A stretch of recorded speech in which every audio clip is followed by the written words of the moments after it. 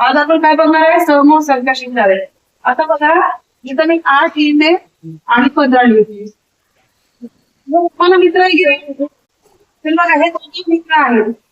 ते काय आहे, त्यांना कोणते मित्र आहेत ते बघू आपण.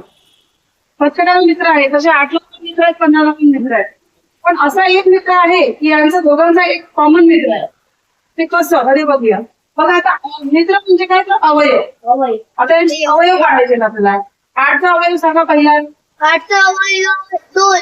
पहिला 1. नंतर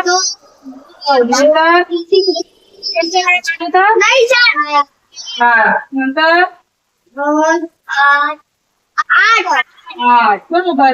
आता 15चा कोणता अवयव आहे पहिला.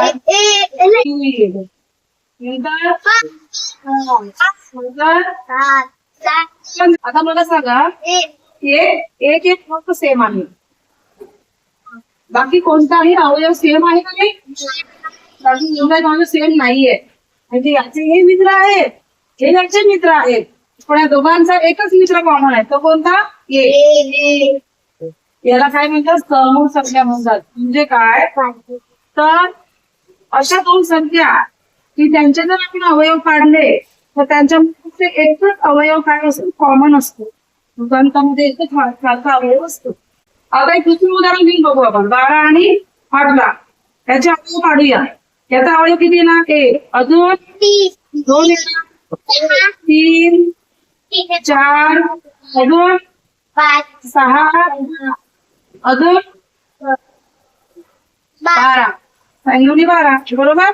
आता 18चा 2, 3, 5 येणार नाही, 6, नंतर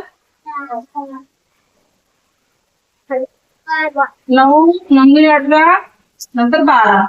आता बघा बरं, 1 सेम आहे, 2 सेम आहे, 3 सेम आहे, 6 सेम आहे, 12 सेम आहे. समूह संख्या आहे नाही. आपला अट काय आहे, फक्त एकच असलं पाहिजे. याच्यामध्ये कसं होतं का, मग इथं ही संख्या नाहीये, पण ह्या समूह संख्या आहेत 8 आणि 15 आणि 10 व 21. ह्या दोन समूह संख्या आहेत का, ह्या दोन समूह संख्या आहेत, यांचे अवयव काढायचे आणि याचं उत्तर सांगायचं. ठीक आहे, लिहा.